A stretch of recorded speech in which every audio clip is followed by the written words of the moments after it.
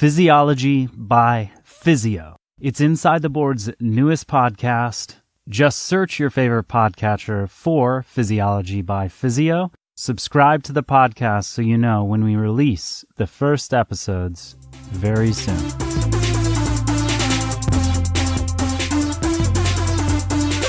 Welcome to the Inside the Boards Study Smarter series dedicated to helping you learn to think like a question writer so you can study smarter, not harder, and succeed on your exam.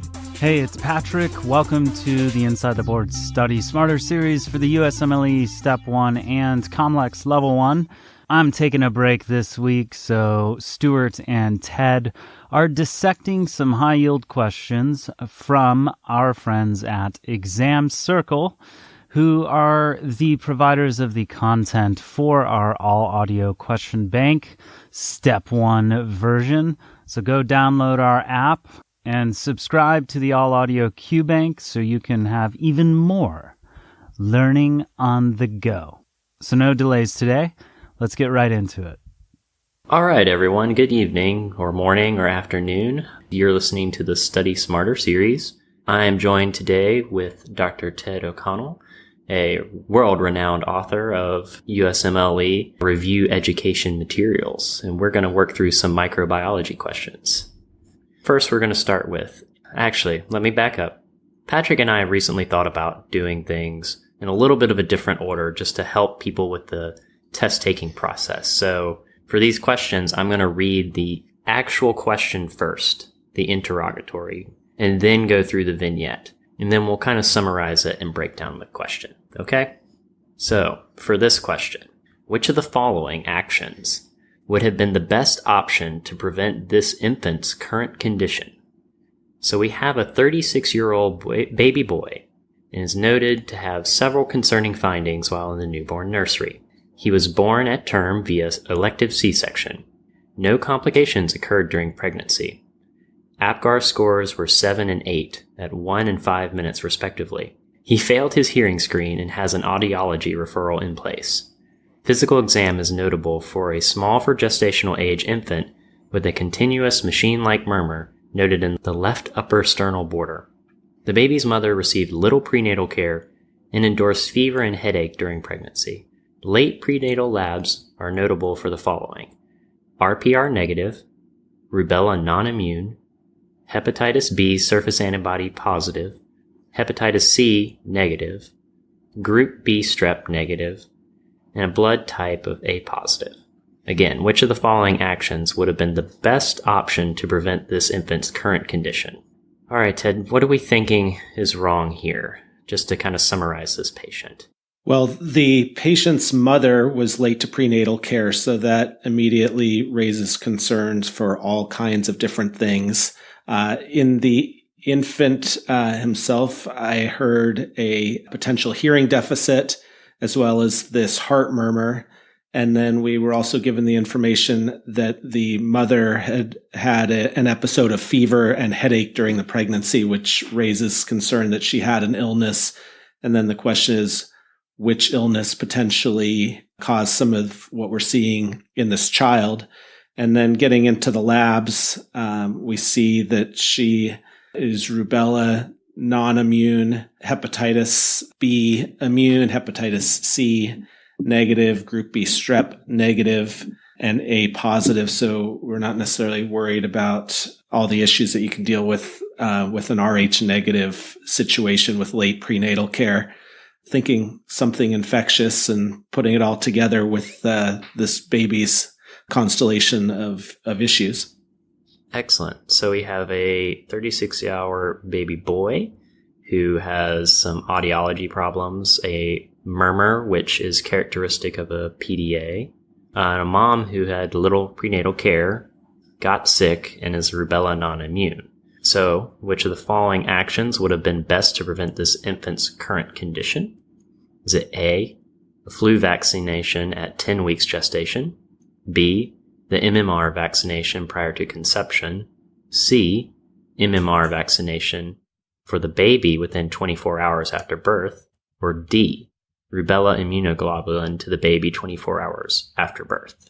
So this baby is characteristic for a congenital rubella. Rubella is one of our torch infections. There are quite a few things to go over with torch infections, which we can decide whether or not we want to get into. But being that mom was rubella non-immune and that there is this finding of hearing difficulty and murmur, that's two of the couple of symptoms that you might see in congenital rubella.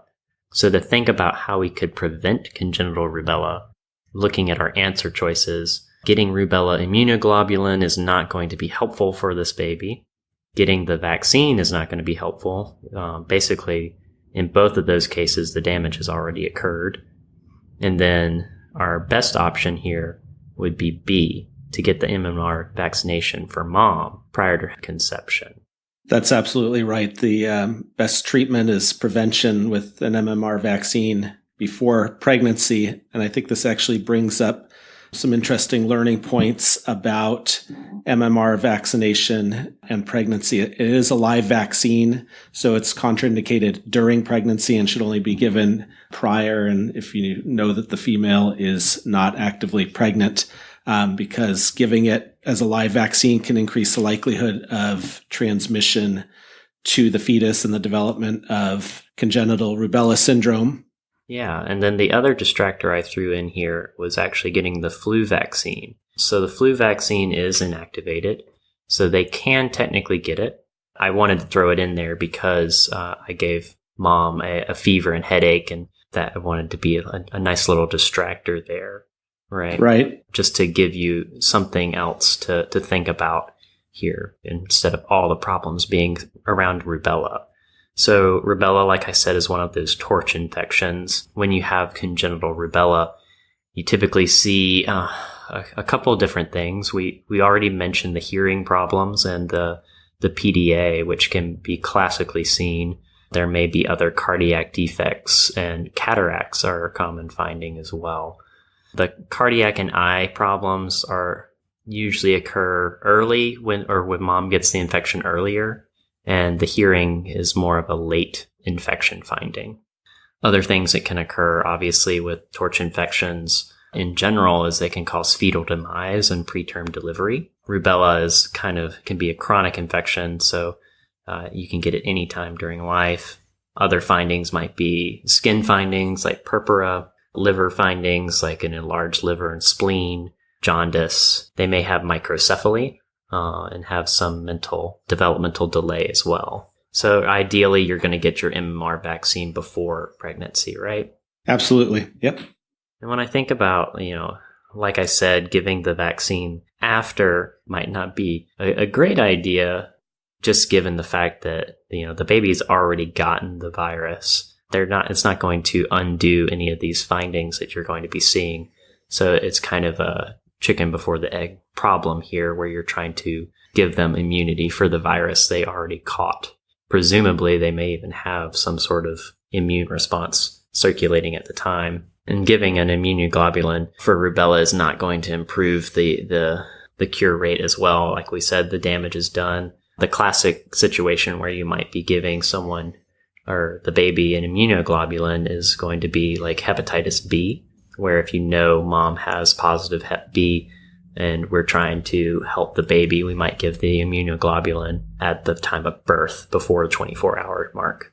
Anything else we want to add? One other thing that I might add is related to option C, where it's offering MMR vaccination to the baby within 24 hours after birth. It's important to remember that live vaccines are contraindicated in infants who are under a year of age, with the exception of oral rotavirus. So that's why the MMR vaccine starts at the 12-month well-child visit. Oh, that's a great point. Yeah, we can't even give it based on just timing for vaccinations.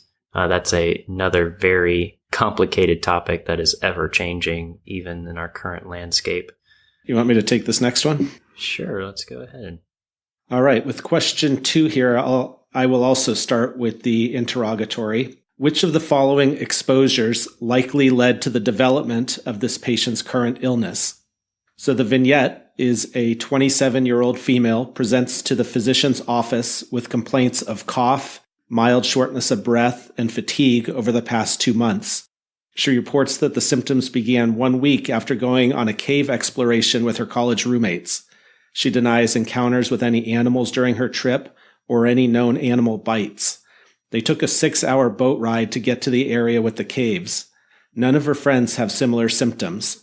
Chest X-ray reveals a localized infiltrate in the right middle lobe with mediastinal lymphadenopathy. She has a past medical history of systemic lupus erythematosus and recently finished a course of prednisone. And then that leads us into the interrogatory. Which of the following exposures likely led to the development of this patient's illness? Is it A, contaminated water, B, bite from a bat, C, bird droppings, or D, spores in the soil? So, Stewart, do you want to take us through kind of a summary of the case and your thoughts on working through this one? Yeah, so what we have here is a female who has recently traveled to a cave and also took a boat ride, trying to kind of complicate things here. She has mediastinal lymphadenopathy and a history of lupus. Also, she's been taking a steroid recently. Because of that, with the combination of cough, shortness of breath, and then the infiltrates, we're concerned for some sort of opportunistic infection here. Then given our answer choices, we can kind of go down the route of fungal origin, bird droppings, contaminated water. Well, I guess contaminated water could be other things, or spores in the soil. Because of that, I kind of lean toward coughing, shortness of breath, infiltrates, and someone who recently went into a cave. When you think about that, usually they would give you like a place where they had gone spelunking or cave diving, and they would classically have histoplasmosis. Yeah, that's exactly right. And I think this is one of those ones where on some vignettes, they would actually give you a region or a state where they traveled. Anytime you hear caves, histo is something that just has to kind of be a word association that can score you easy points on an exam like this. So in that case, now you have to know, okay, so I know this patient has histoplasmosis.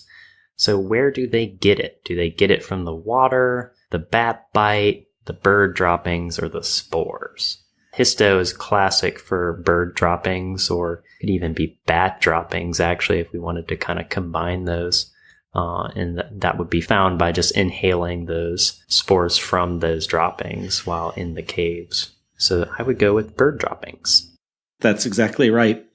So this patient has histoplasmosis, which is caused by Histoplasma capsulatum.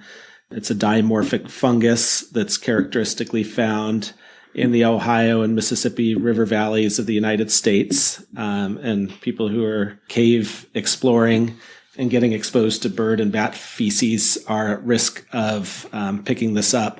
Most immune competent individuals are going to be asymptomatic, but this patient has been on prednisone and in theory is immunocompromised. So in those who are immunocompromised, they can experience pulmonary symptoms. And in severe disease, they can even get disseminated histo, which can lead to multiple organ involvement, including the liver, spleen, bone marrow, skin, CNS.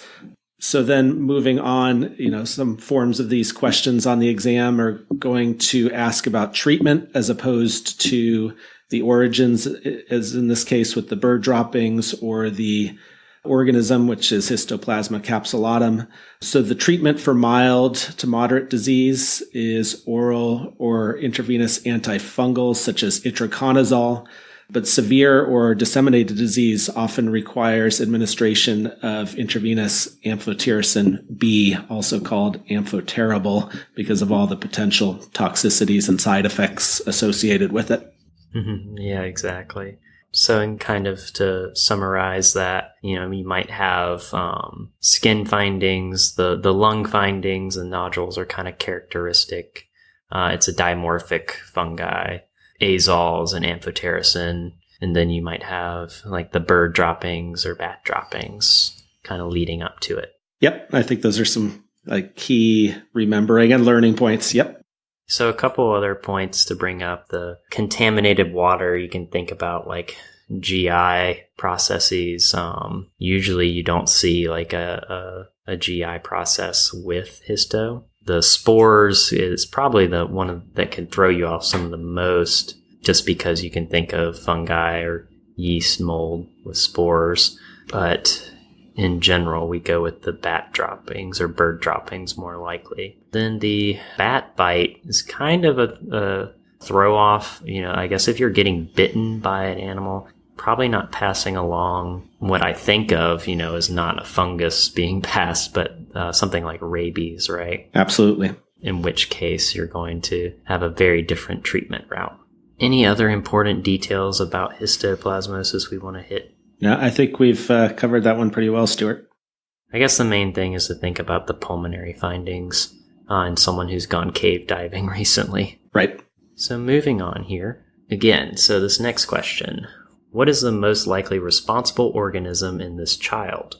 So I have a 2-year-old girl who's brought to the emergency department by her parents for respiratory distress and sore throat. 3 days prior to presenting, the child began complaining of a sore throat that progressed to difficulty breathing the following day. This morning, the parents report hearing a high-pitched sound when the patient breathes in, and that she now begins to lean forward with her mouth open and cries when she's trying to lay down. In the ED, the child appears toxic. They have a fever of 102.5 and notable stridor on exam, as well as drooling from the mouth. History per mom reveals that they have chosen to delay vaccinating because they want to protect their daughter from government regulation. So again, which of the following is most likely responsible for this child's pathology? Is it A, Haemophilus influenza, B, Moraxella catarrhalis, C, Parainfluenza virus, or D, strep pneumo? So I guess what do we have here? Well, what we've got, Stuart, is a little girl who's unvaccinated, which I think should just jump off the page at you as the reader or listener. She's got a pretty significant fever, stridor indicating something going on in the upper airway, drooling from the mouth, which is unusual. And so then the question is, what is going on and what is the likely cause? So for you, when you think of a patient and you see a 2-year-old who isn't being vaccinated and they're drooling with stridor on exam, he kind of jumped to one and only one thing really first, because this kind of becomes an emergency. So in this kind of patient, you're thinking first and foremost about epiglottitis. That's the first thing you should be thinking about, because it can be such an emergency and can kill so quickly. So we want to think about something life-threatening. With this patient, they kind of have this, what they describe as this tripoding, where they're leaning forward. That's because that kind of helps them. It kind of helps mobilize the epiglottis and allows a little bit more air in. The drooling is just an effect of the swelling. And then the stridor, again, because of the edema, there's just a focal acceleration of air leading to stridor. When I think of epiglottitis, classically we'll go to Haemophilus influenza, and generally that is the type B organism that would cause epiglottitis, which is the one we vaccinate against. And this patient did not receive their vaccine, so they may or may not, most likely may, have H. flu. And this, fortunately, is something that we hardly ever see anymore because of the vaccination against it. But with, people declining vaccines or coming from other countries, it's certainly always a possibility. The real key, and sometimes we'll be asked in a question like this, what's the most appropriate next step in management?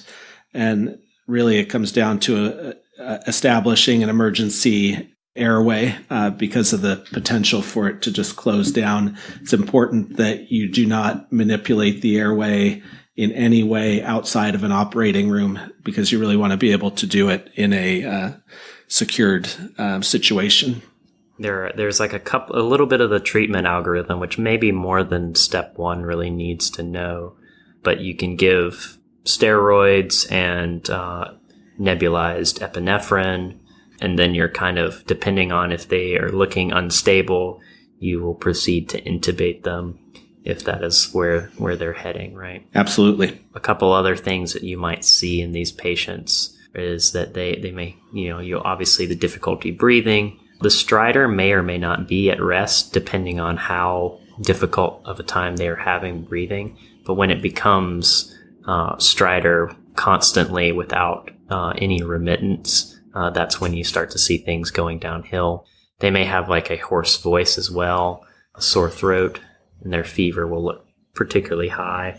You typically don't see a cough in these patients, though I can't say you would never see a cough.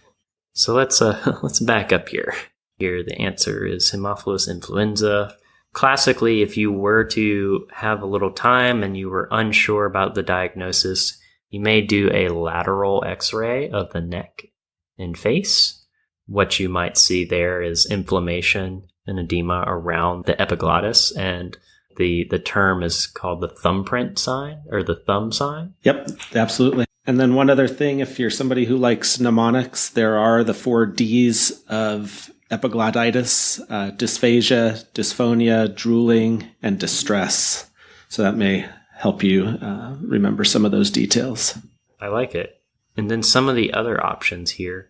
At 2 years old, kind of the classic bugs that we're looking at in these kind of patients with URIs are going to be strep pneumo, Moraxella, and then non-typable H flu. This case is a little different because they are unvaccinated, so they have type B classically causing the epiglottitis, but those 3 are particularly important for most of the upper airway diseases that you see in pediatric patients. Moraxella, you may see like I said, upper airway or URI, laryngitis, sinusitis, otitis media as well, and strep, again, kind of the same story.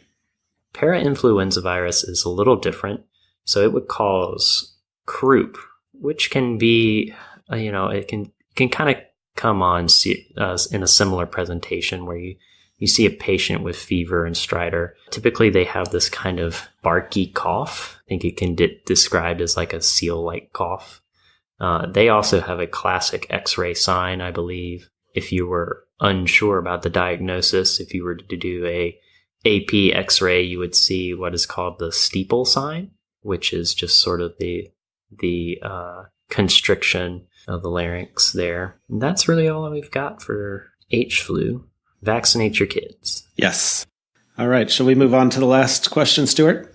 And no, Ted, actually, we're going to stop here and pick this up in micro part 4. Another reminder, go to bit.ly/paymyusmle.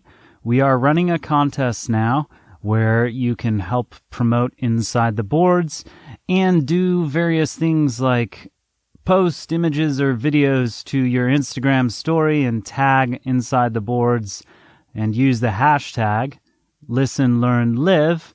Post things that kind of you do to de-stress, and you can earn points. Each month, the top 3 points earners will be entered into a contest to win the grand prize of your USMLE or COMLEX registration fee. And we're also giving away prizes each month, like subscriptions to our All-Audio Qbank. Thanks for listening. Tell your friends about the Study Smarter series for the USMLE Step 1 and COMLEX Level 1. And check out our other podcasts, the main ITB channel, chock full of other advice from leaders in the medical education space, as well as the Medical Mnemonist, focused on accelerated learning techniques and memory hacks so that you can actually remember what you've studied.